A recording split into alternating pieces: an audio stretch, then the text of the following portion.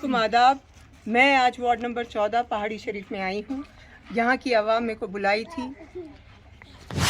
देखा गया तो KCR जी वादा करे थे कि 1 रुपये से मैं पानी का कनेक्शन देता हूँ और हर घर में पानी पहुँचाता हूँ, लेकिन यहाँ की आवाम जो है कई सालों से परेशान है, जिनके पास पीने का पानी नहीं है। और ऐसी भी सुविधा यहाँ पे नहीं है कि टैंकर जिनके घर के पास आए और ये लोग पानी ले सके। टैंकर जो है मेन रोड पे आते हैं, वहाँ से इन लोगों को जो है अपने घरों तक पानी ले जाना रहता है, लेकिन यहाँ पे सड़कें भी जो है वैसी नहीं है। यहाँ पे खाली जो है इंसान का चलने का मुश्किल है, फिर पानी का घड़ा लेकर या कैन लेकर चलने का भी मुमकिन नहीं है। अभी ये जो बहन हमारी है, ये यहाँ पे आते आते गिर गई। यहाँ पे आप देखिए इनको खून आ रहा है। हाँ, ऐसा यहाँ पे सड़कों का कांग्रेस पार्टी के लीडर आए हुए हैं आपको बोलने के लिए। हमारा जो प्रोग्राम है हाथ से हाथ जोड़ो अभियान है। राहुल गांधी जी नफरत के बाजार में मोहब्बत की दुकान खोलने बैठे। उन्होंने कन्याकुमारी से लेकर कश्मीर तक को भारत को जोड़ा है, वो मोहब्बत की दुकान को जोड़ा है। 3500 किलोमीटर चले हैं अवाम के लिए, हम लोगों के लिए। हम उनके आदेश के अनुसार तेलंगाना को जोड़ने निकले हैं, वो मोहब्बत की दुकान को खोलने निकले हैं, महंगाई के खिलाफ निकले हैं, बेरोजगारी के खिलाफ निकले हैं, नफरत के खिलाफ निकले हैं। आने वाले वक्त में आप अपना हाथ हमारे हाथ के साथ जोड़ेंगे, हमारे हाथ को मजबूत करेंगे, अपना और अपने बच्चों का मुस्तकबिल मजबूत करेंगे। आने वाले वक्त में इंशाअल्लाह अगर कांग्रेस पार्टी पावर में आई, आप लोगों को गैस का सिलेंडर 500 रुपए में देंगे। आप लोग सोचिए, एरिया MLA या उसकी पार्टी कभी भी बढ़ती हुई महंगाई के ऊपर या बढ़ते हुए गैस सिलेंडर की दामों के ऊपर आवाज़ नहीं उठाई, किसी चीज़ के लिए आवाज़ नहीं उठाई। इसे सोच समझ के अपने वोट का हक अदा कीजिए, अपने लिए सही पार्टी को चुनिए, अपने हाथ को हमारे हाथ के साथ जोड़िए। आरोग्य श्री फिर से शुरू होगी। आपको जो पहले राशन किट मिलता था वो राशन किट फिर से मिलेगा। अभी तो खाली चावल मिल रहे हैं। आपके पास अगर ज़मीन है आपको 5 लाख रुपए मिलेंगे घर बनाने के लिए, और आपके घर में अगर बुजुर्ग है आपको 5000 रुपये पेंशन मिलेगी। जो भी स्कीम्स है वो सब स्कीम जो है कांग्रेस पार्टी की दी हुई है। पहले ही कोविड कोरोना की मार थी, उसके बाद बेरोजगारी की मार, अब ये महंगाई की मार जो है ये इंसान की कमर तोड़ रही है। और उस महंगाई को हटाने के लिए कांग्रेस पार्टी निकली है आपके बीच में, आपको राहत दिलाने के लिए। तो आने वाले वक्त में सोच समझ के अपने वोट का जो है वो अदा कीजिए। शुक्रिया, अल्लाह हाफ़िज़।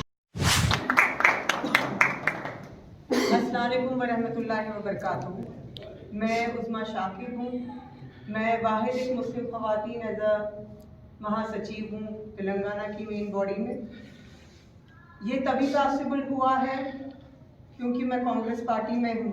कांग्रेस पार्टी में जो इज़्ज़त एक औरत की है वो किसी भी पार्टी में नहीं है। और ये मेरा मानना है कि दिल्ली को ही नहीं पूरे देश को अगर कोई पार्टी चला सकती है तो वो वाहिद एक कांग्रेस पार्टी है। कांग्रेस पार्टी जो वादे जब की है वो वादे तब पूरी की है।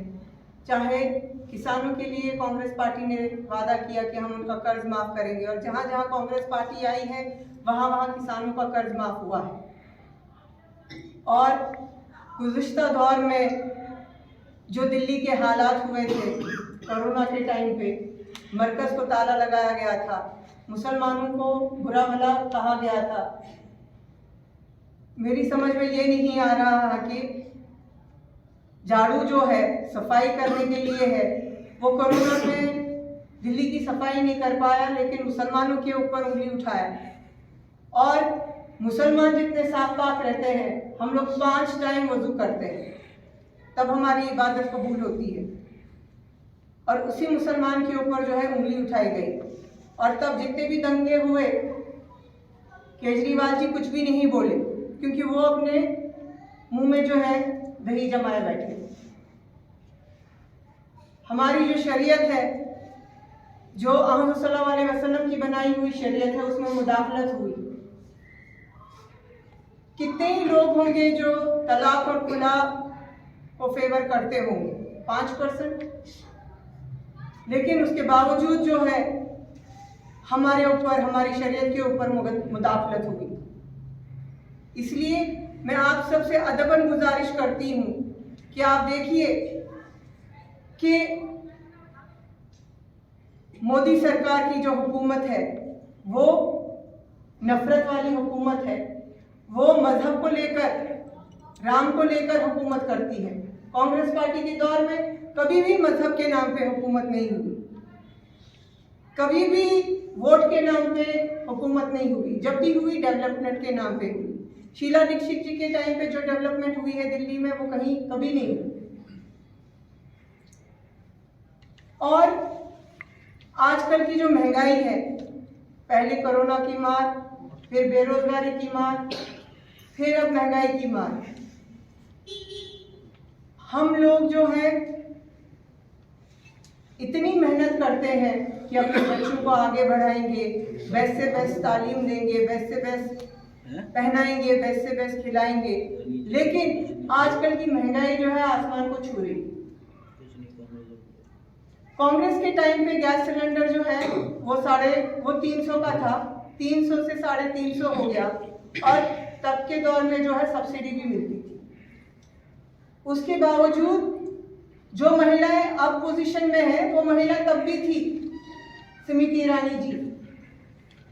तो हाहाकार मचा दिए। वो 50 रुपए भरने पर रोड पे निकले, और तब वो महंगाई उनको डाइन दिखती थी।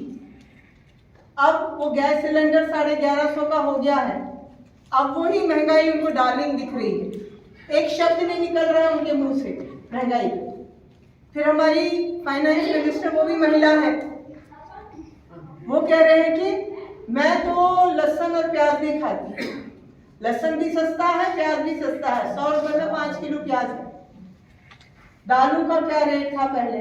कांग्रेस के टाइम पे 60 रुपए थी, वो दालें कहाँ पहुंच गई? 160, 180। मीठे तेल की रेट 80-90 थी, अब वही 200। अस्सलामुअलैकुम, आदाब। जैसा कि आप सब जानते हैं, आजकल असेंबली सेशन चल रहा है और उसमें अकबरुद्दीन ओवैसी ने कहा है कि अब ओल्ड सिटी में और न्यू सिटी में कोई फ़र्क नहीं रहेगा। मैं पूछना चाहूँगी कि अकबरुद्दीन ओवैसी जी, क्या ये फ़र्क इलेक्शन से पहले रहेगा या इलेक्शन के बाद? क्योंकि कुछ साल पहले आपने बोला था कि ओल्ड सिटी और न्यू सिटी को देखकर मेरे को रोना आता है। उसके ज़िम्मेदार कौन? 50 साल से ज़्यादा आप लोग पावर में हैं। आपके वालिद, आपके भाई, आप और बाकी एमएलएस, आपके कॉरपोरेटर्स, आपके वार्ड मेंबर्स। उसके बाद भी ओल्ड सिटी में कोई भी डेवलपमेंट नहीं हुआ। वहाँ की आवाम के लिए आपने कुछ नहीं किया। उसके ज़िम्मेदार कौन है?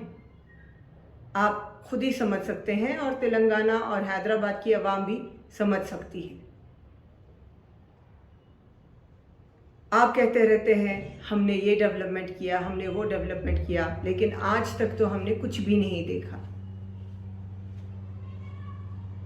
इतना ही है तो आप हैदराबाद की आवाम को यकीन दिलाइए। आप चार्जशीट पेश कीजिए, आपने क्या क्या काम किए हैं, क्या क्या डेवलपमेंट किया है ओल्ड सिटी में, ताकि आवाम को भी पता चले। क्योंकि 2014 से स्टीयरिंग भी आपके हाथ में है, फिर भी हैदराबाद में कोई भी डेवलपमेंट नहीं है। हैदराबाद में चबूतरा मिशन होता है, आप खामोश रहते हैं। हैदराबाद में आए दिन मर्डर होता है, आप खामोश रहते हैं। हैदराबाद का लॉ एंड ऑर्डर बिगड़ा हुआ है, आप खामोश रहते हैं। एक जालिम, एक जाबिर, एक मजलूम के ऊपर जुल्म करता है, आप खामोश बैठते हैं। हैदराबाद में अवाम महफूज नहीं है, रोड पे चल सके, लेकिन उसके लिए आप कुछ नहीं कहते। 600 करोड़ जो है चालान में वसूली होती है, आप खामोश बैठते हैं, आप कुछ नहीं कहते। फिर आप क्या काम कर रहे हैं, क्या डेवलपमेंट कर रहे हैं हैदराबाद की आवाम के लिए? अब खाली नौटंकी चल रही है। आप केसीआर और केटीआर के कानों को खुश कर दे रहे हैं, वो दोनों आपके कानों को खुश कर दे रहे हैं।